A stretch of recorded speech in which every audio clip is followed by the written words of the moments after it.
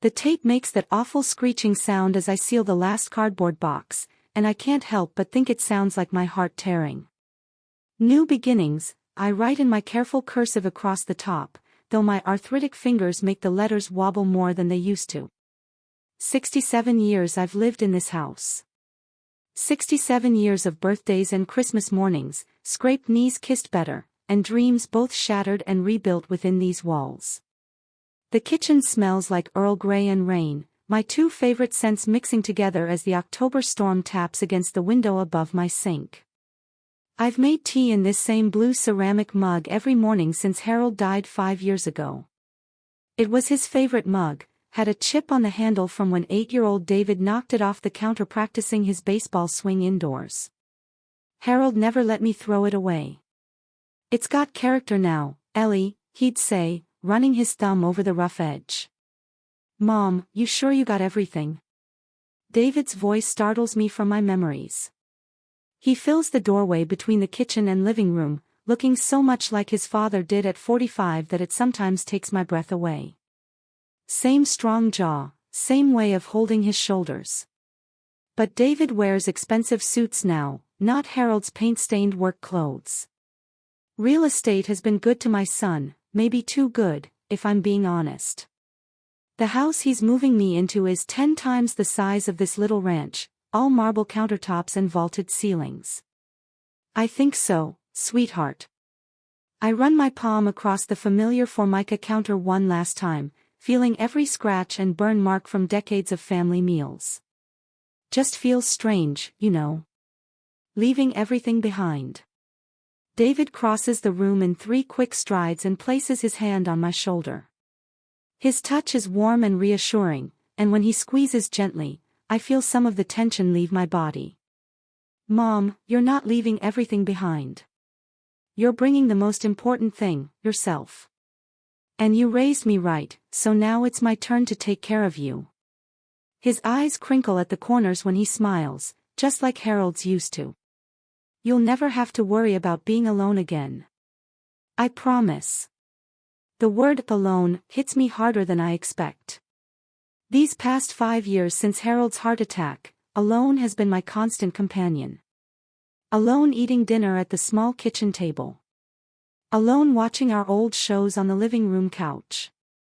Alone lying in our king-size bed that feels empty no matter how many pillows I pile on Harold's side. Your father would be so proud, I whisper, and I mean it. Harold always worried about what would happen to me if something happened to him first. He made me promise I wouldn't become one of those widows who just gives up, who lets loneliness eat them alive from the inside out. Our boy turned out good, I can almost hear him saying in his gentle baritone. But there's something nagging at me as I watch David surveying the kitchen, his eyes calculating as they move from the vintage appliances to the original hardwood floors. The house has appreciated considerably over the years, David mentioned that several times when we discussed selling it. The real estate market is hot right now, he said. Perfect timing. The movers will be here at 8 tomorrow morning, David says, checking his gold watch. Everything about him seems to gleam, his hair perfectly styled, his shoes polished to a mirror shine, even his teeth are too white. Jessica's having your room prepared. She picked out some new curtains and everything. I nod and smile, pushing down the small voice in my head that wonders if I should have met Jessica more than 3 times before agreeing to live in her house. But David loves her, and she's the mother of my grandchildren. That has to count for something. The rain picks up outside, drumming harder against the glass. In the distance, thunder rumbles like Harold's old truck pulling into the driveway. I close my eyes and let myself imagine, just for a moment, that he's coming home from work, that I'm 25 again and pregnant with David, that all the years between then and now were just a long, strange dream. Ready, Mom? David asks, and I open my eyes to find him holding my coat. No, I want to say. I'm not ready to leave the only home I've ever known. I'm not ready to live with people who feel like strangers. I'm not ready to start over at 73. Instead, I take one last look around my kitchen, at the pencil marks on the doorframe where I measured David and Sarah's growth, at the window herb garden Harold built me for our 20th anniversary, at the small crack in the ceiling tile from the time David's baseball came through the upstairs floor, and I nod. Ready, I lie, and follow my son out into the storm. The guest room, my room now, I remind myself, smells like vanilla candles and fresh paint. Everything is beige and cream and perfectly coordinated, like a hotel room designed by someone who's never actually lived in a hotel. I sit on the edge of the queen-size bed, my hands folded in my lap, trying to make sense of the woman standing before me with a clipboard and a smile that doesn't quite reach her eyes. "So, Eleanor," Jessica says, and I notice she doesn't call me mom like David does when he talks about me to the kids. I've put together some house guidelines to help us all live together harmoniously. The paper she hands me is printed on expensive letterhead with their address embossed at the top. House rules, it says in elegant font. Quiet hours, 9 p.m. to 7 a.m. Common area usage, please schedule with Jessica 24 hours in advance. Meals, breakfast 7 a.m., lunch 12 p.m., dinner 6 p.m. sharp. Television, living room TV reserved for family use, cable box in guest room for personal viewing. I read it twice, my reading glasses sliding down my nose. Schedule the common areas. I ask, looking up at Jessica. She's beautiful in that polished way that money can buy, blonde highlights, perfect makeup, clothes that probably cost more than I used to spend on groceries in a month. But there's something cold behind her hazel eyes, like looking at a frozen pond. Well, we entertain quite a bit, she explains, smoothing down her already perfect hair. And with Madison's friends coming over, and Tyler's gaming sessions, it's just easier if we all know when the spaces are available. I nod because what else can I do? This is her house, after all. Her marble floors and crystal chandeliers and art that probably has a pedigree. My few belongings look so small scattered around this enormous room. My mother's rocking chair sits in the corner like it's embarrassed to be here, its worn velvet arms a testament to decades of bedtime stories and late-night worries. The children are at school right now, Jessica continues, but they're very excited to get to know their grandmother better. This is a lie, and we both know it. Yesterday, when David brought me by to see the room, Madison looked up from her phone just long enough to offer a limp wave before disappearing upstairs. Tyler never even acknowledged my presence, his eyes glued to some violent video game that made sounds like machine guns and explosions. 16 and 14 years old, and they treat me like furniture. But I smile anyway. I'm looking forward to it. After Jessica leaves, I unpack my clothes into the walk-in closet that's bigger than my old bedroom. Everything I own fits into one corner, leaving vast expanses of empty shelves and hanging rods. I arrange Harold's photograph on the nightstand next to the lamp, and suddenly the room feels a little less foreign. "What do you think, honey?" I whisper to his picture. "Pretty fancy, huh?" In the photo, Harold's wearing his favorite flannel shirt and grinning at the camera with grass stains on his knees from working in our garden. He looks so real, so alive, that I half expect him to answer me back. The house is quiet in a way that feels hollow. Not the comfortable quiet of my old place, where every creak and settling sound was familiar as my own heartbeat. This is the kind of quiet that comes from too much space and not enough life filling it up. I decide to explore, though I'm careful to stay in the common areas listed on Jessica's schedule. The kitchen is a masterpiece of granite and stainless steel, all surfaces gleaming like they're afraid of being touched. There's a double oven, a wine fridge, and more cabinet space than one family could ever fill. But when I open the refrigerator looking for something to make myself a snack, I find it's all pre-packaged meals and organic everything, nothing that looks like real food. In my old kitchen, the fridge was always full of leftovers and half-finished projects. Containers of soup that Harold loved, ingredients for cookies I'd bake for the neighbors, fresh vegetables from our garden. Here, even the condiments look expensive. I find David in his home office, a mahogany-paneled room with floor-to-ceiling bookshelves and a desk the size of my old dining room table. He's on the phone, his voice animated as he talks about square footage and market analysis. When he sees me in the doorway, he holds up one finger, "Just a minute," and continues his conversation. I wait, studying the diplomas and awards covering his walls. Business degree from State University. Real Estate Agent of the Year, 3 years running. A photo of him shaking hands with the mayor at some ribbon-cutting ceremony. When did my little boy become this successful stranger in the expensive suit? "Sorry, Mom," he says after hanging up. "Big deal closing tomorrow. You settling in okay?" "It's lovely, David." "Really?" I sit in one of the leather chairs facing his desk, feeling small in its enormous embrace. I was thinking maybe I could cook dinner tonight. I saw Jessica has those beautiful pans, and I could make that pot roast you used to love. That's sweet of you, but Jessica already has dinner planned. His smile is patient but dismissive, like I'm a child who suggested something impossibly naive. She's very particular about her kitchen. Maybe once you're more settled.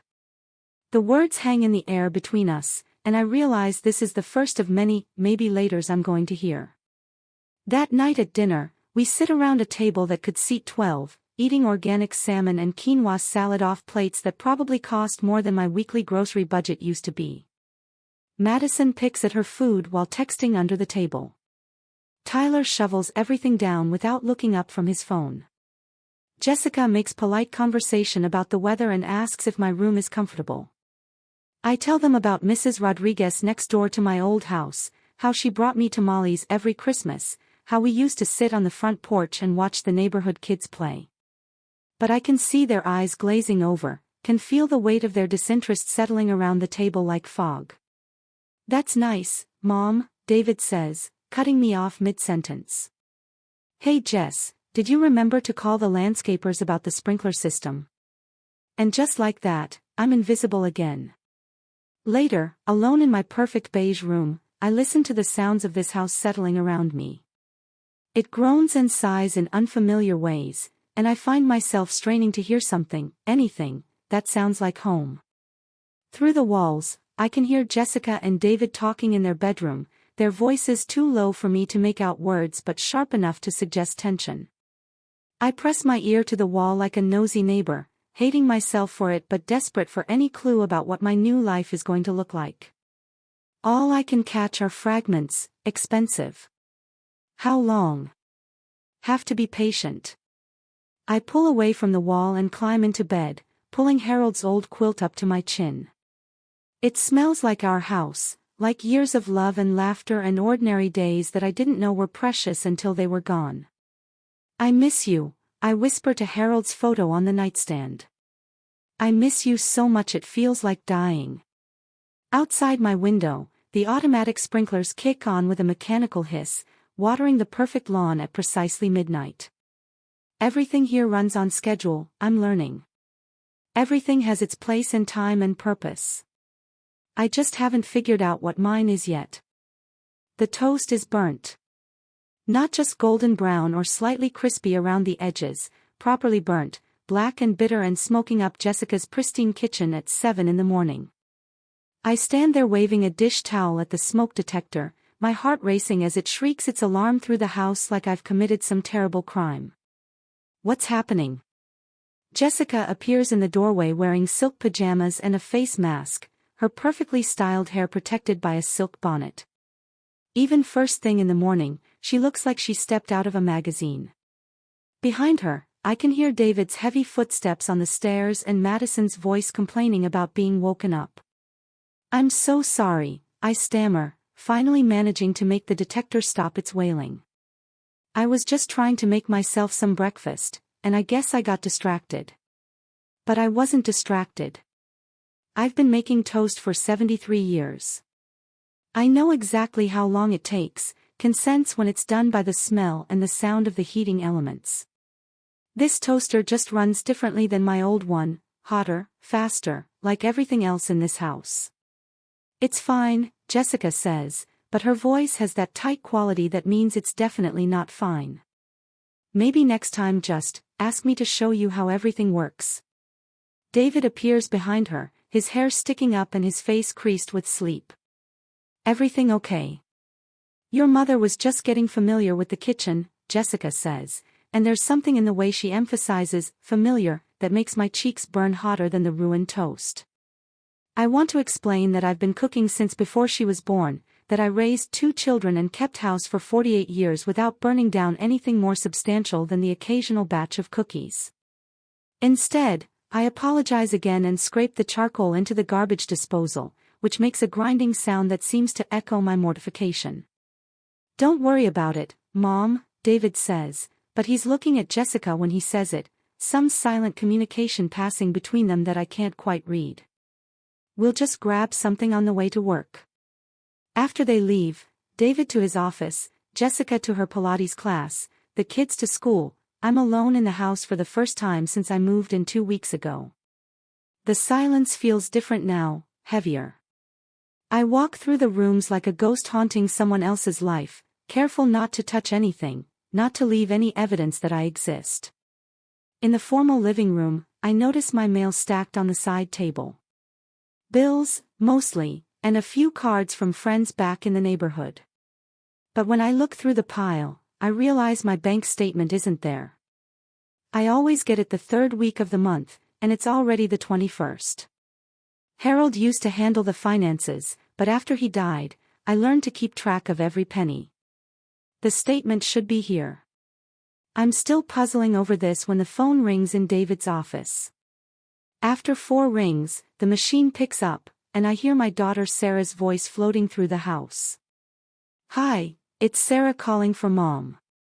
I've been trying her cell phone, but it keeps going straight to voicemail.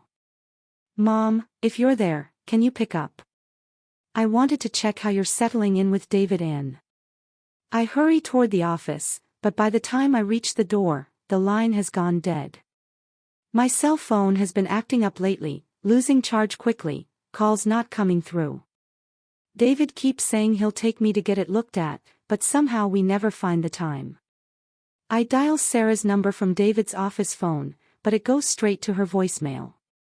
She's 3 hours ahead in Boston, probably already at work at the marketing firm where she puts in 12-hour days. We used to talk every Sunday, but since I moved in with David, our conversations have been rushed, interrupted by Jessica needing something or David wanting to discuss some household matter. Sarah, honey, it's Mom, I say to her voicemail. I got your message. Everything's fine here. David and Jessica are taking wonderful care of me. I'll try calling you tonight. But even as I say the words, they taste like the burnt toast, bitter and wrong. That afternoon, Jessica comes home from her errands with arms full of shopping bags and a bright smile that doesn't quite reach her eyes. Eleanor. I'm so glad you're here. I could use some help organizing the pantry. It feels good to be useful, to have something to do with my hands. But as we work, Jessica keeps up a steady stream of chatter that feels more like an interrogation than conversation. You know, David mentioned you've been having some memory issues lately, she says, arranging organic pasta boxes by size. Like this morning with the toaster. And yesterday when you couldn't remember which bathroom was yours. I stop sorting canned goods and look at her. I haven't been having memory issues. Oh, I'm not criticizing. Jessica's laugh sounds like wind chimes in a storm, pretty but sharp. It's perfectly normal at your age. My grandmother went through the same thing. We just want to make sure you're safe. The words hit me like a slap. At your age. As if 73 is ancient, as if I should be grateful that anyone's willing to tolerate my continued existence. I want to tell her that my mind is as sharp as it's ever been, that I remember things she hasn't even learned yet. Instead, I turn back to the canned tomatoes and arrange them in neat rows.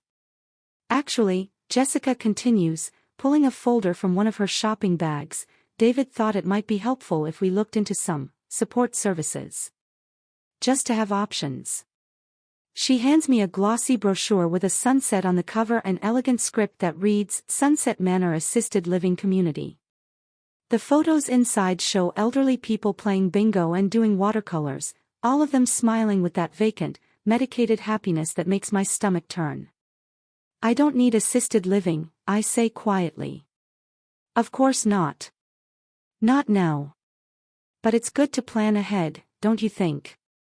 David's been researching the best facilities in the area. Just in case. Just in case of what? I want to ask. Just in case I become too much trouble. Just in case the burnt toast and forgotten bathroom locations add up to something that gives them an excuse to ship me off to die among strangers. But I don't ask these questions. Instead, I nod and smile and tell Jessica how thoughtful David is to think ahead. That evening at dinner, David brings up my will.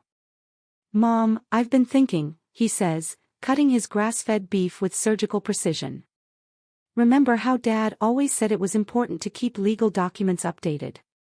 When's the last time you looked at your will?"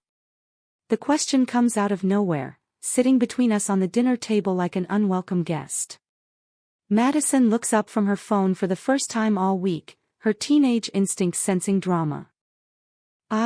Well, your father and I updated everything after Sarah was born." "Why?" "That was what, 35 years ago?" David's voice is casual, but his eyes are focused on my face with laser intensity. "A lot's changed since then. Tax laws, asset values. It would probably make sense to have everything reviewed. Make things easier for everyone later." Later. When I'm dead, he means. I suppose that makes sense, I hear myself saying, though my chest feels tight and my hands are suddenly cold. Great. David's smile is brilliant, relieved. "I know a great estate attorney. I could set up an appointment for next week." Jessica nods approvingly and compliments the beef. Tyler asks if he can be excused to finish his homework. Madison goes back to her phone. The conversation moves on to Madison's college applications and Tyler's upcoming basketball tryouts. But I can't stop thinking about that word, later. Later, when I'm no longer here to have opinions about where my money goes. Later, when the house I lived in for 67 years has been sold and the proceeds divided according to David's careful planning. Later, when I'm just a memory and a bank account. I excuse myself early and go to my room, where Harold's photograph waits on the nightstand. In the picture, he's holding a tiny David on his shoulders, both of them grinning at the camera. David couldn't have been more than 3, his chubby arms wrapped around Harold's forehead, complete trust shining in his little face. When did he change? I whisper to Harold's image. When did our sweet boy become someone who talks about my death like it's a business transaction? But Harold just smiles his silent smile, and I'm left alone with my questions and the growing certainty that something is very, very wrong in this beautiful house. That night, I start a notebook. Nothing dramatic, just a small spiral pad I found in the nightstand drawer. I write down the date and the strange conversation about my will. I write about the missing bank statement and Sarah's interrupted phone call. I write about Jessica's comments about my memory and the assisted living brochure. Reading it back, it sounds paranoid. Like the ramblings of an old woman who's watched too many TV movies about evil families. But the feeling in my chest, the cold weight of fear settling between my ribs, that feels real. I hide the notebook between my mattress and box spring, next to Harold's old pocket watch that I keep meaning to get repaired. Tomorrow, I tell myself, I'll call my bank about the missing statement. Tomorrow, I'll insist on getting my cell phone fixed. Tomorrow, I'll start paying closer attention to the conversations that stop when I walk into a room. Tomorrow, I'll start fighting back. But tonight, I just hold Harold's picture and wonder if the son I raised is gone forever, replaced by this stranger who measures my worth in dollar signs and counts the days until later arrives. The DMV letter arrives on a Tuesday, and I only see it because I happen to be watering the wilted orchid on the kitchen windowsill when the mailman comes. My driver's license expires in 30 days, the official notice says in bold, impersonal letters. Please allow adequate time for renewal processing. I've been driving since I was 16 years old. Harold taught me in his father's old Buick in the empty parking lot behind the high school, his patient hands covering mine on the steering wheel as I jerked and stalled my way around the potholes. I've driven through blizzards and thunderstorms, rushed to hospitals for births and emergencies, made countless trips to grocery stores and doctor's appointments and all the ordinary places that make up a life. David, I say when he comes home that evening, his expensive cologne mixing with the smell of takeout Chinese food. I need you to drive me to renew my license this week. He pauses in the middle of opening the white containers, his chopsticks suspended halfway to his mouth. Do you really need to drive anymore, Mom? I mean, you're not exactly going anywhere by yourself these days. The words hit me like ice water. I like having the option. But it's such a hassle, the lines, the eye test, all that paperwork. And honestly, your reflexes aren't what they used to be. His voice is gentle, reasonable, the way you might talk to a child who wants to play with something dangerous. I can take you anywhere you need to go. Jessica nods from across the table, her fork poised over her low mane. David's right. Why stress yourself with driving when you have us? What I want to say is that driving isn't about getting from point A to point B. It's about independence, about being able to leave if I need to, about still being a person with choices instead of a passenger in my own life. What I actually say is, I suppose you're right.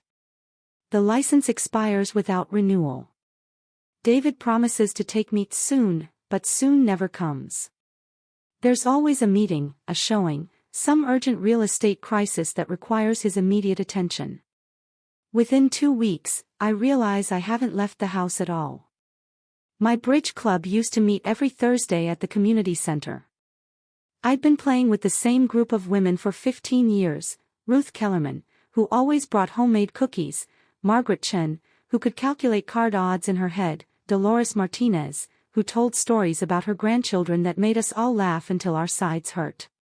We weren't just playing cards, we were keeping each other alive, keeping each other connected to the world outside our increasingly quiet houses. I need to get to Bridge Club tomorrow, I tell Jessica on Wednesday night as she loads the dishwasher with military precision. Oh, I'm sorry, she says without looking up from the sparkling glassware. David has that client dinner tomorrow night, and I'm driving Madison to her SAT prep class. There's just no way. I could call Ruth. She always offers to pick people up.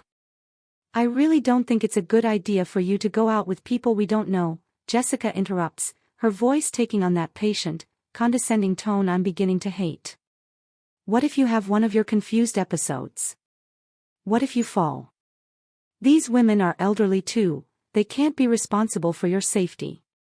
Confused episodes. As if my momentary disorientation about which bathroom was mine constitutes some kind of cognitive collapse. As if I haven't been taking care of myself for 7 decades. Ruth has been my friend for 15 years, I say quietly. I'm sure she'll understand.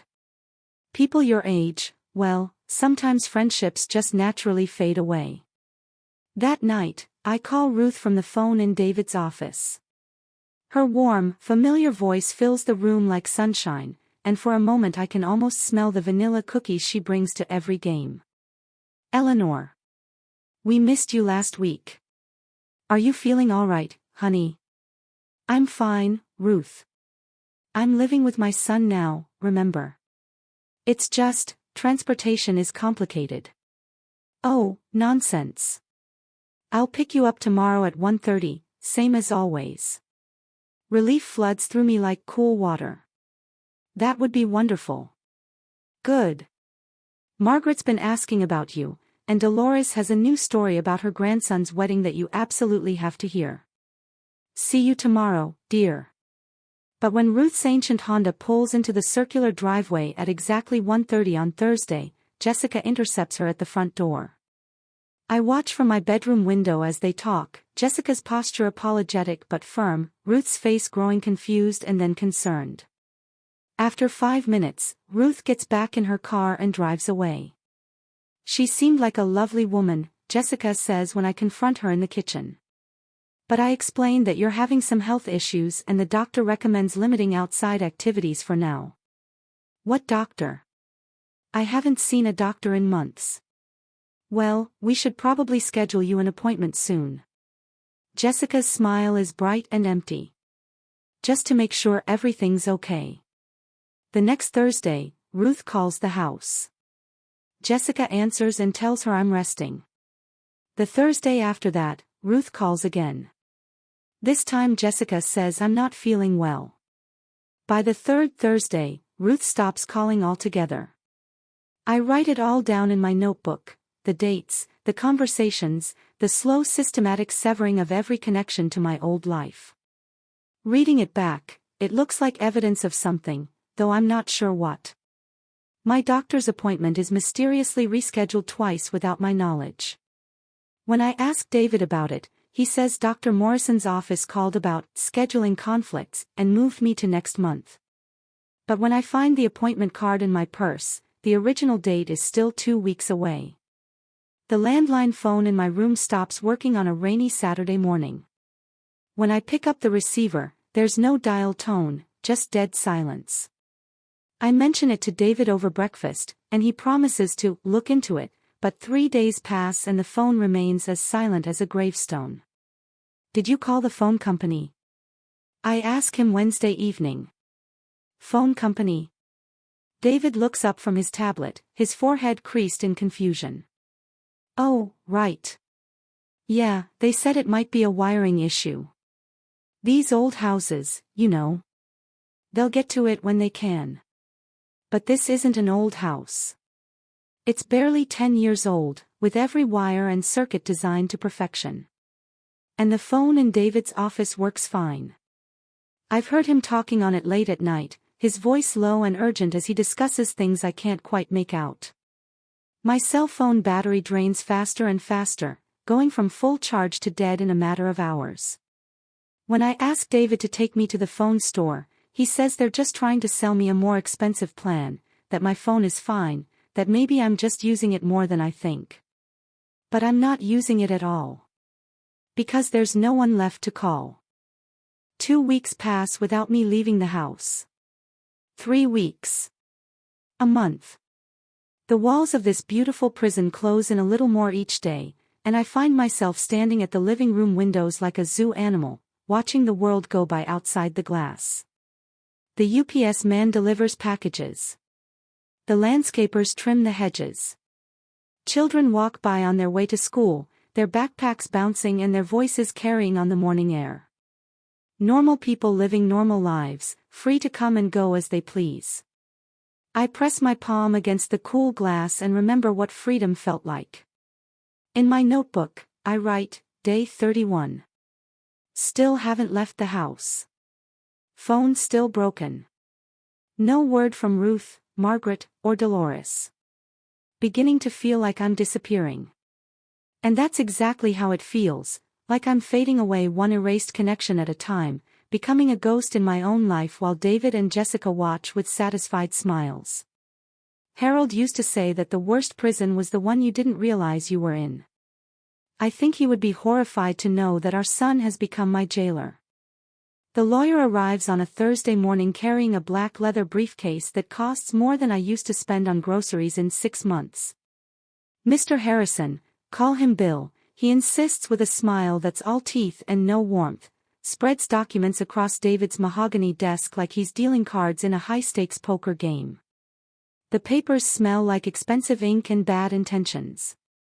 Mrs. Martinez, he says, his voice smooth as the silk tie that probably costs more than my old monthly Social Security check, your son has asked me to review your current estate planning documents.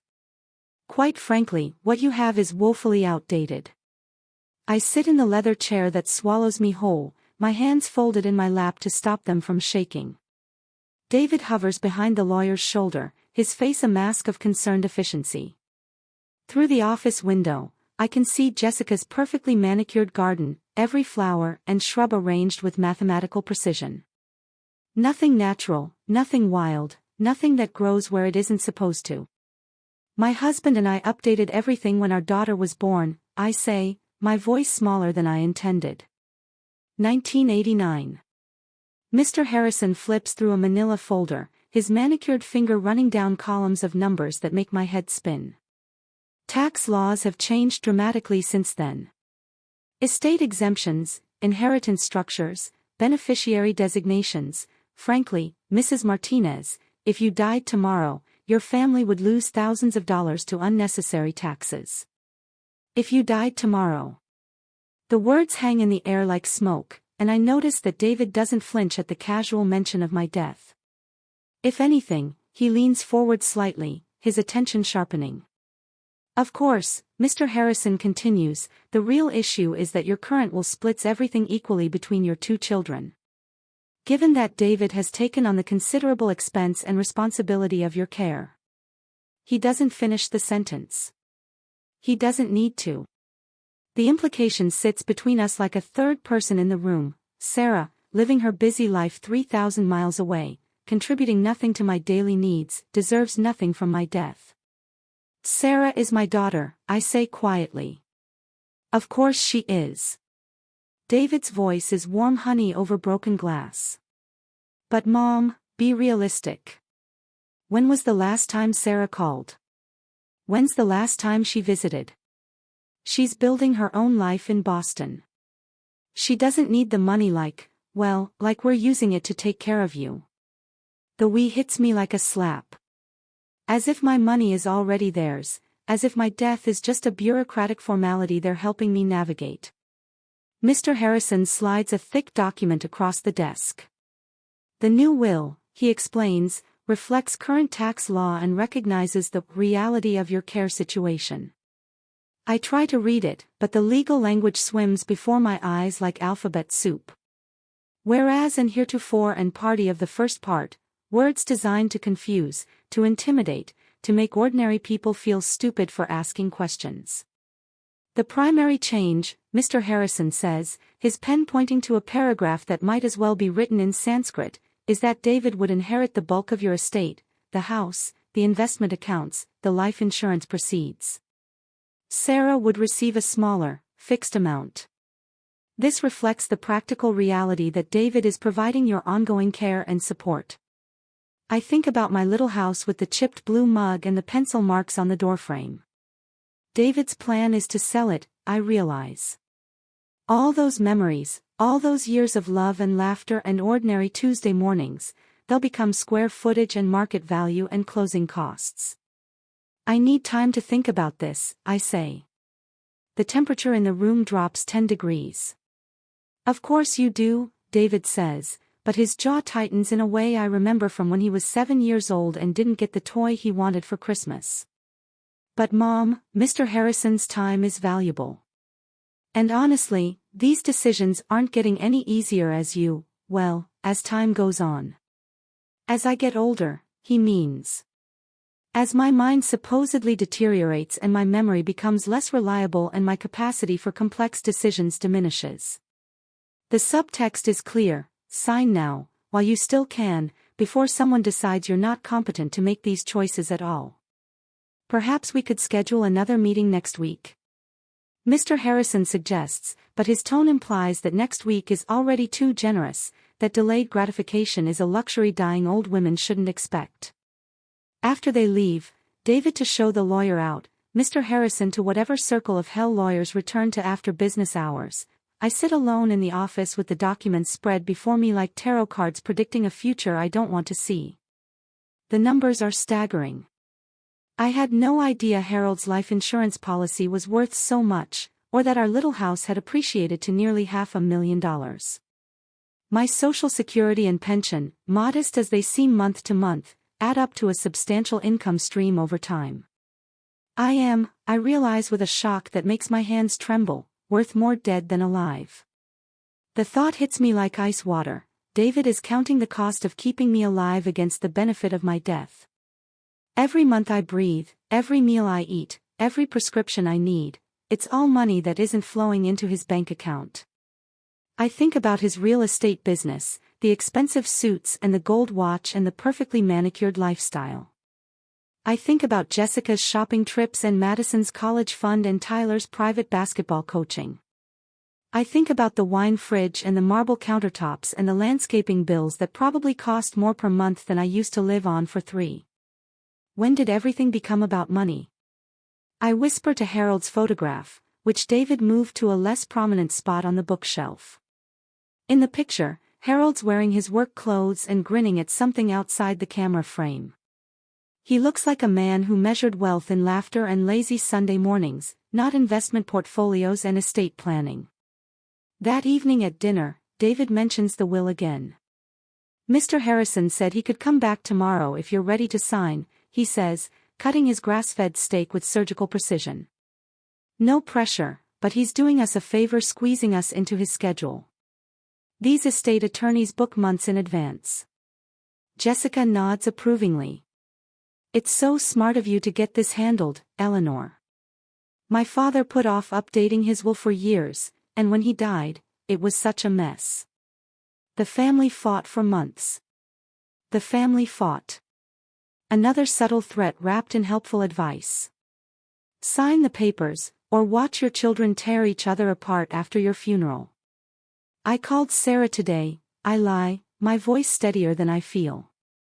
I wanted to discuss this with her. The silence that follows could freeze fire. David's knife pauses halfway through his steak. Jessica's fork stops moving toward her mouth. Even Madison looks up from her phone, teenage radar detecting drama. You called Sarah. David's voice is carefully neutral. I tried to. The call wouldn't go through. True enough, since the phone in my room still doesn't work and my cell phone mysteriously died again this afternoon. I'll try again tomorrow. Mom, David sets down his knife and fork, giving me his full attention for the first time in weeks. Sarah doesn't need to be involved in this. These are your decisions to make. And honestly, getting her worked up about inheritance issues, it's just going to cause family drama. Family drama. As if wanting to discuss the distribution of my estate with both my children is some kind of character flaw, some selfish impulse that good mothers suppress. She's my daughter, I repeat, the words feeling like a prayer. She's also busy with her own life, Jessica chimes in. Why burden her with these complicated financial decisions? She trusts David to handle things properly. But does she? When was the last time I actually spoke to Sarah? When did her calls stop coming through? When did the distance between Boston and here become more than just geography? That night, I add new entries to my notebook, the lawyer's visit, the pressure to sign, the way David's face changed when I mentioned calling Sarah. I write down the numbers from the estate documents, the staggering reality of what I'm worth to them dead. Reading it back, it sounds like the plot of a made-for-TV movie. Evil son plots to steal mother's inheritance. But the leather chairs and expensive lawyers and gentle, reasonable voices make it feel more sophisticated than that.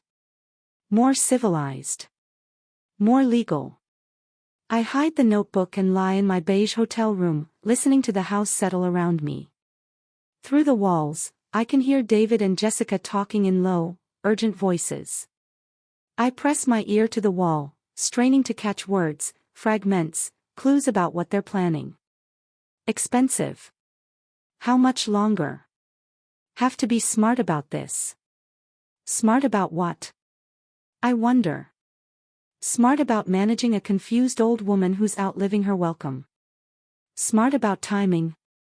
Smart about making sure their financial planning doesn't look too obvious. I pull away from the wall and stare at the ceiling, my heart pounding with the terrible certainty that my son, my sweet little boy who used to crawl into my lap when thunderstorms scared him, is planning something I don't want to understand. Outside my window, the automatic sprinklers kick on with their mechanical precision, watering Jessica's perfect garden at exactly midnight. Everything here runs on schedule, I think again. Everything has its proper time and place. I just hope my time isn't running out faster than I think.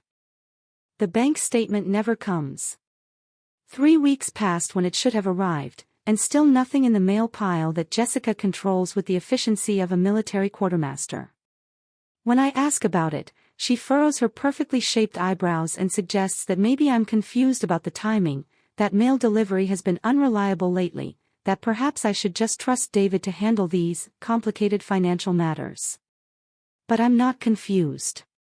For 5 years since Harold died, that statement has arrived like clockwork on the third Tuesday of every month.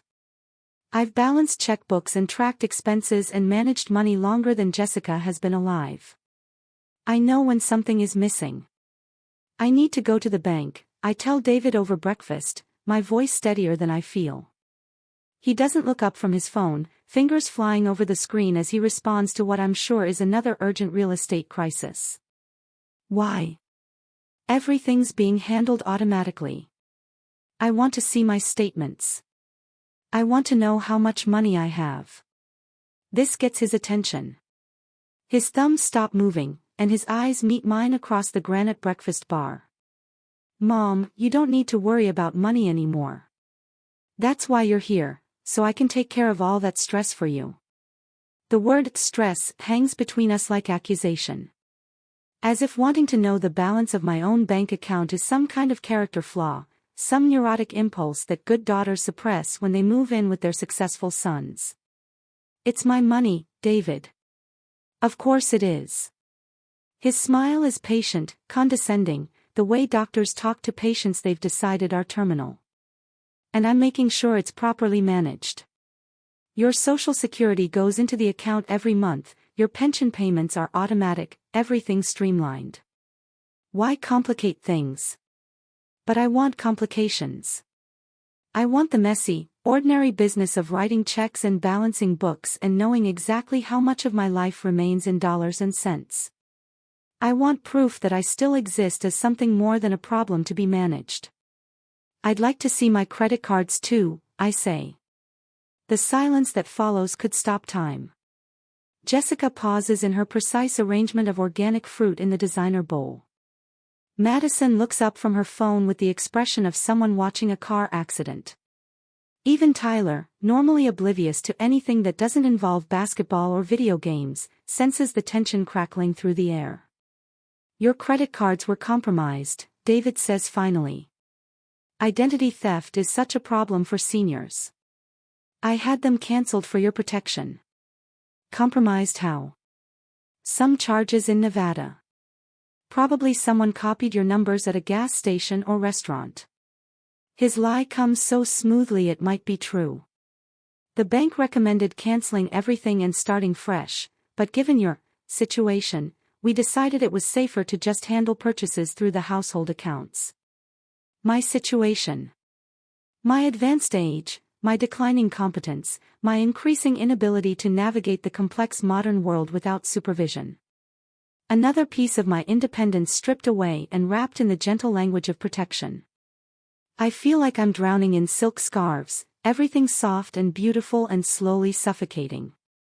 That afternoon, while David shows houses and Jessica attends her book club, which is really just organized gossip about people with less money, I search the house for my purse. It takes 20 minutes to find it, tucked away in the hall closet behind winter coats that smell like mothballs and expensive dry cleaning. My wallet is there, but it's been cleaned out with surgical precision. No credit cards, no ATM card, no cash except for the 3 wrinkled dollar bills I had forgotten about in the zippered pocket. My driver's license, expired now, officially useless, sits alone in the plastic window like evidence of a person who used to exist. I count the change I've been hoarding in my jewelry box, $4.67 in quarters, dimes, and nickels. 67 cents short of a $5 bill, not enough for a bus ticket, not enough for a phone call that lasts more than a few minutes, not enough for anything except the bitter knowledge that I've been reduced to counting coins like a homeless person. The letter to Sarah takes me 2 hours to write. I start over 3 times, trying to find words that don't sound crazy, don't sound like the paranoid ramblings of a woman whose family insists she's losing her mind. How do you explain that you're being held prisoner in a house with marble countertops and fresh flowers? How do you describe the slow, methodical theft of your own life when it's all done with smiles and concern for your well-being? Dear Sarah, I finally write in my careful cursive. I'm staying with David and Jessica, and I wanted you to know that I'm having some concerns about my financial situation. I haven't been able to access my bank statements or credit cards, and I feel like I'm being kept from managing my own affairs. I don't want to cause family problems, but I think I may need some help. Please call me, or better yet, please visit if you can. I know Boston is far away, but I really need to see you. Love, Mom. I read it back twice, and it sounds both too dramatic and not dramatic enough. Too much like paranoid conspiracy theories, not enough like the scream for help that it really is. But it's the best I can do without sounding completely unhinged. The problem is getting it mailed. I wait until David comes home from work, the letter sealed and addressed in my sweating palm. David, honey, could you mail this for me? It's a note to Sarah. He takes the envelope without looking at it, sliding it into the inside pocket of his expensive jacket. Of course, Mom. I'll drop it off tomorrow. But I watch through my bedroom window the next morning as he leaves for work, and the letter goes with him into his BMW, not into the mailbox at the end of the driveway. That evening, when I ask if he remembered to mail it, he smiles and says of course he did, first thing that morning. But Sarah doesn't call. Sarah doesn't visit. Sarah doesn't respond at all, because I realize with sick certainty that my letter never left David's pocket. I write another letter, then another. Each time, David promises to mail them. Each time, they disappear into his jacket like messages thrown into a black hole. By the fourth letter, I stop asking and start hiding them in my jewelry box next to the nickels and dimes, evidence of conversations that will never happen. The phone in my room remains dead. My cell phone develops new problems daily, calls that don't connect, text messages that disappear, battery life that drains like water through a sieve. When I mention it to David, he sighs and says he'll look into getting me a new phone, but weeks pass and the broken phone stays broken. I start having anxiety attacks in the middle of the night, lying in my beige bed and feeling the walls close in around me like a beautifully decorated coffin. My chest tightens until I can't breathe, my heart pounds like it's trying to escape my ribcage, and cold sweat soaks through Harold's old nightgown that I wear like armor against the loneliness. During these episodes, I count my breathing and recite the Lord's Prayer and try to remember what freedom felt like. I think about driving to the grocery store on Tuesday mornings, choosing my own apples and talking to Mrs. Chen at the checkout counter about her grandson's baseball team. I think about calling Ruth on Sunday evenings to discuss the sermon or complain about the weather. I think about all the ordinary, forgettable moments that make up a life, and I realize I haven't had one in months. I'm disappearing. Not dying, that would be dramatic, noticeable, something that would require explanations and funeral arrangements. I'm just fading away, one cancelled credit card and blocked phone call and intercepted letter at a time. In my notebook, I write, Day 47. No contact with outside world. No access to money. Letters to Sarah intercepted. Feel like I'm being erased. The next morning, Jessica brings me breakfast in bed, something she's never done before. Orange juice and toast and scrambled eggs arranged on a tray with a cloth napkin and a small vase holding a single rose from her garden. I thought you might like to rest this morning, she says, her smile bright as fresh paint. You seemed tired yesterday. The orange juice tastes strange, bitter underneath the sweetness. I drink it anyway because I'm thirsty and because refusing would require energy I don't have. Within an hour, I'm dizzy and confused, my thoughts moving like honey in winter. I sleep until 3 in the afternoon and wake up feeling like I'm underwater. When David comes home, he looks at me with exaggerated concern and mentions that maybe it's time to schedule that doctor's appointment, that my episodes seem to be getting worse. Episodes.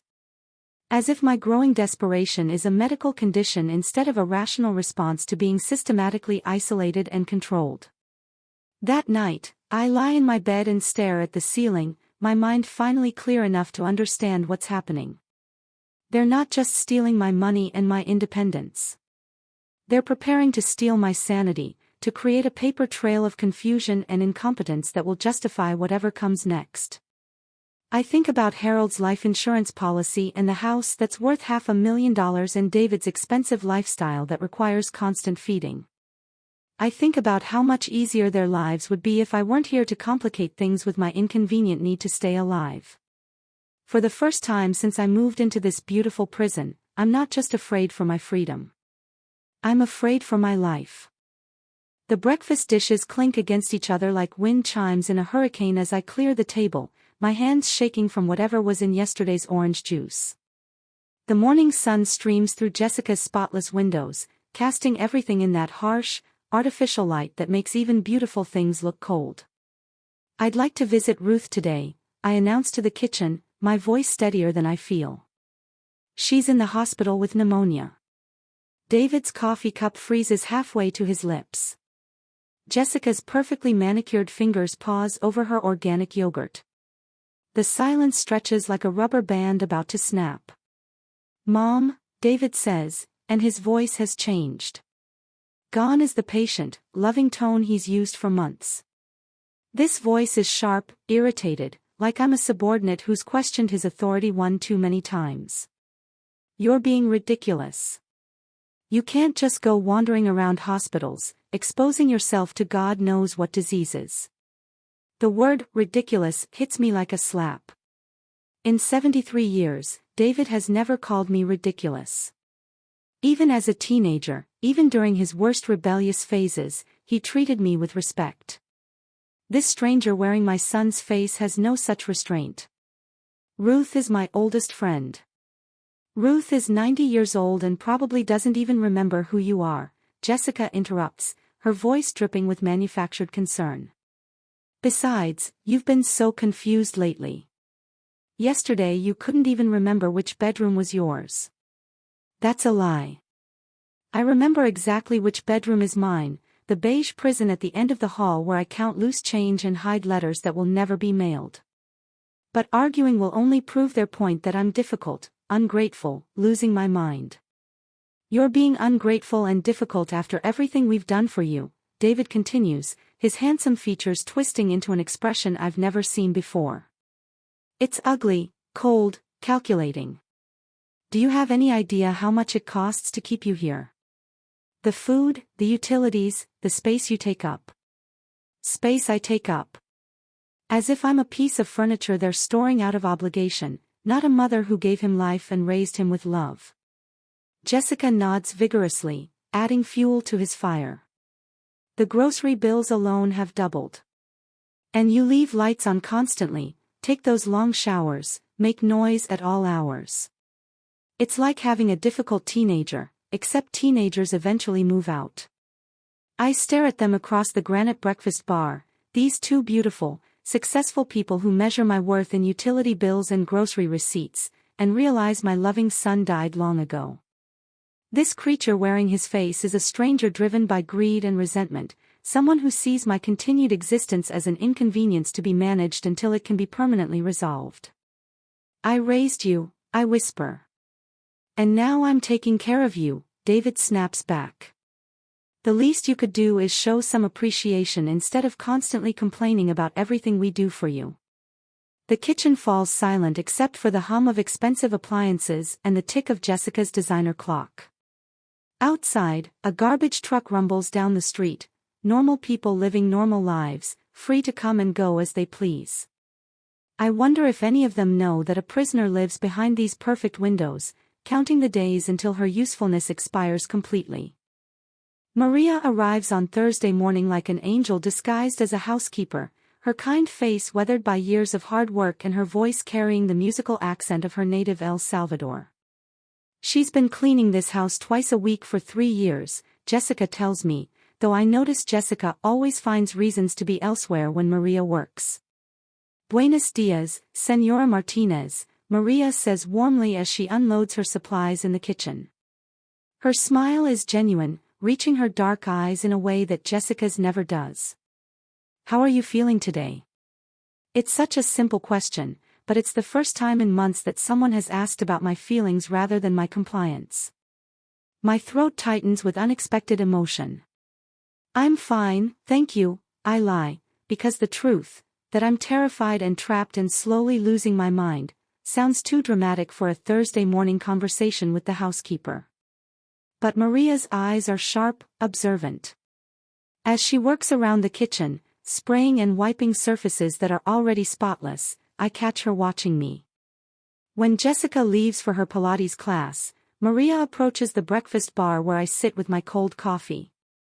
"Señora," she says quietly, glancing toward the garage where Jessica's car is pulling away, "you seem very sad. Is everything okay?"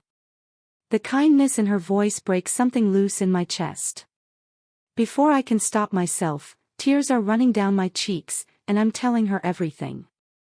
The intercepted letters, the missing money, the broken phone, the way David and Jessica talk about me like I'm already dead. Maria listens without interrupting, her face growing more concerned with each revelation. When I finish, she sets down her cleaning cloth and places her warm, calloused hand over mine. "This is not right," she says firmly.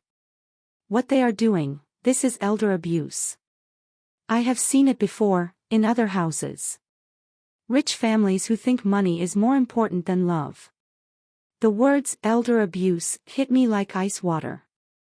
I've seen those commercials, heard those news stories, but they were always about other people. Poor people in nursing homes, not successful families in marble kitchens. They say I'm confused, I whisper.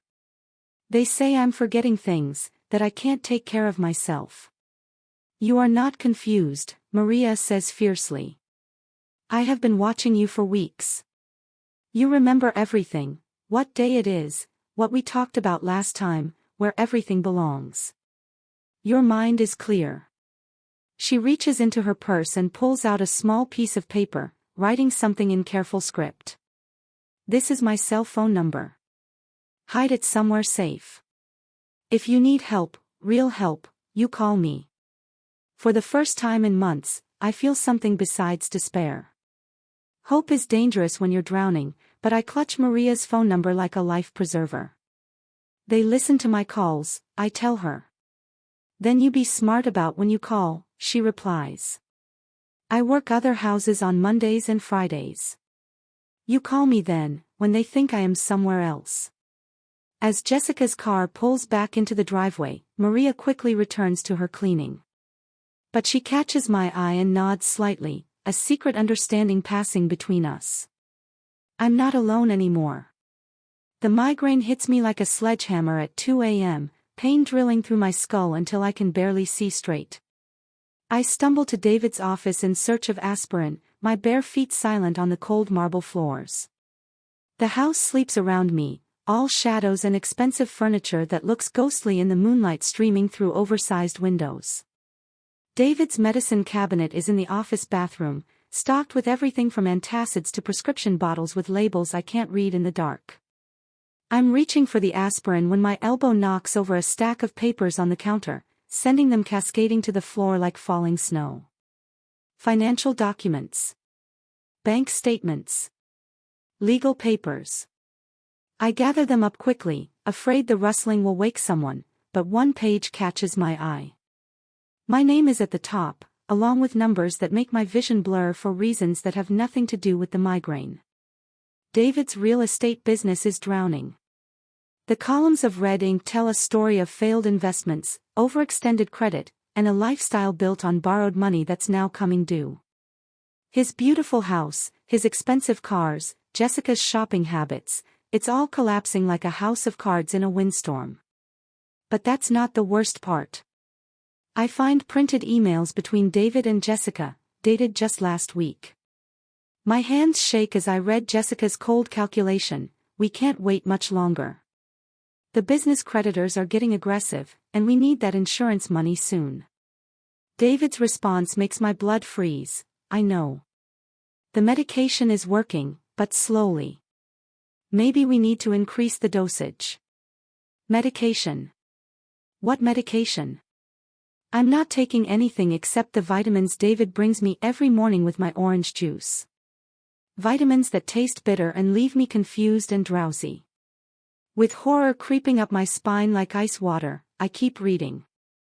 There are medical records, my medical records, showing blood tests I never took and symptoms I never reported. According to these documents, I'm suffering from early-stage dementia, confusion, and dangerous episodes of disorientation. But the most damning evidence is a life insurance policy I'd forgotten about, taken out when David was still in college. The beneficiary amount makes my knees buckle, $750,000. My hands are shaking so badly I can barely hold Maria's hidden phone as I photograph the documents. Each page is evidence of something so monstrous I can barely process it. My son, the baby I nursed through fevers and nightmares, the boy who brought me dandelions and called me his best girl, is slowly poisoning me. They're not just waiting for me to die naturally. They're helping it along, one bitter vitamin at a time, while building a medical case for my supposed decline.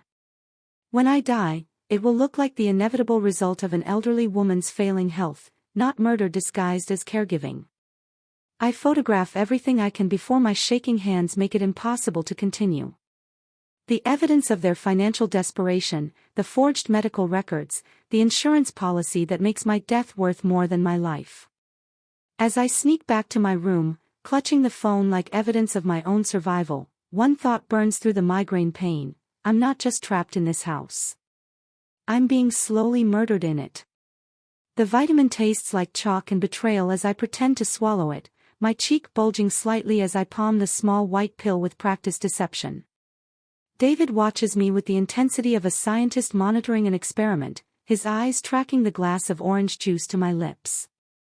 "All done, Mom," he says with satisfaction, collecting the empty glass. "These new vitamins should help with your energy levels." Energy levels.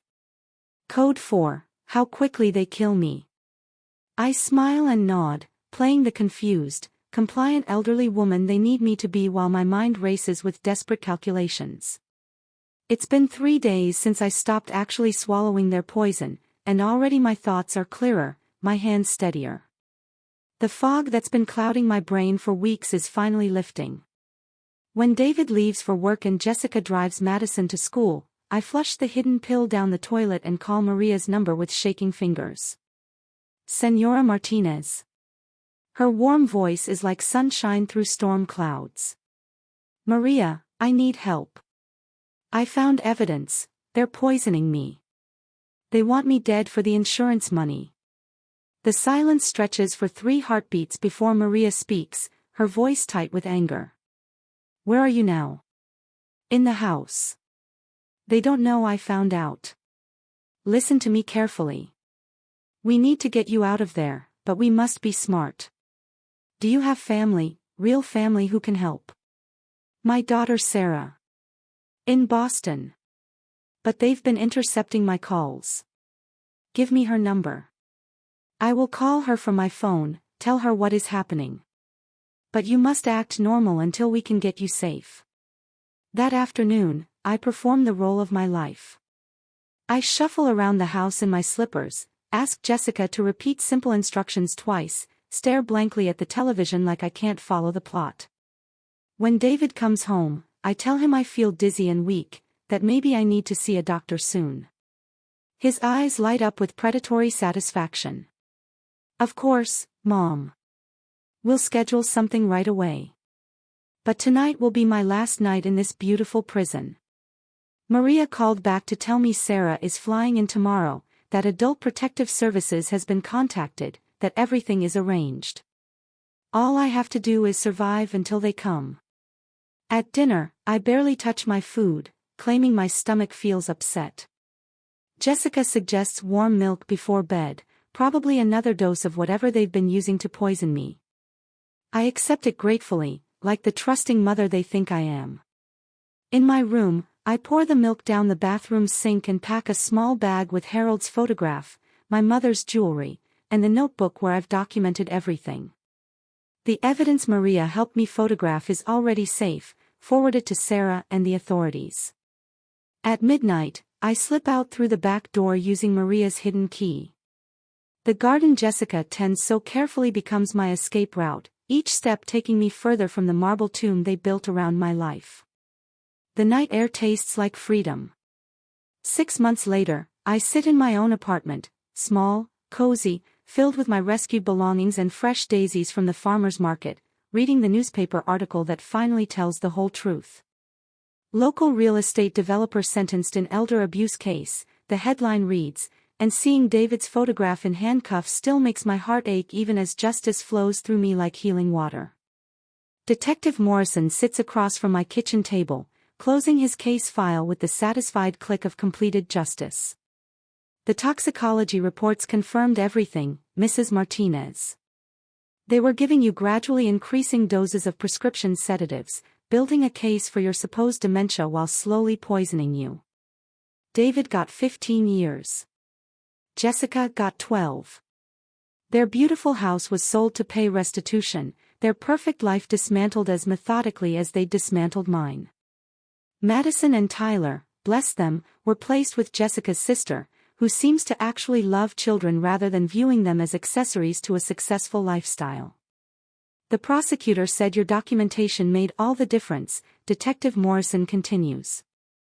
That notebook you kept, the photographs Maria helped you take, without that evidence, this case would have been impossible to prove. Maria gets a cup of tea and a hug every time she visits, which is often.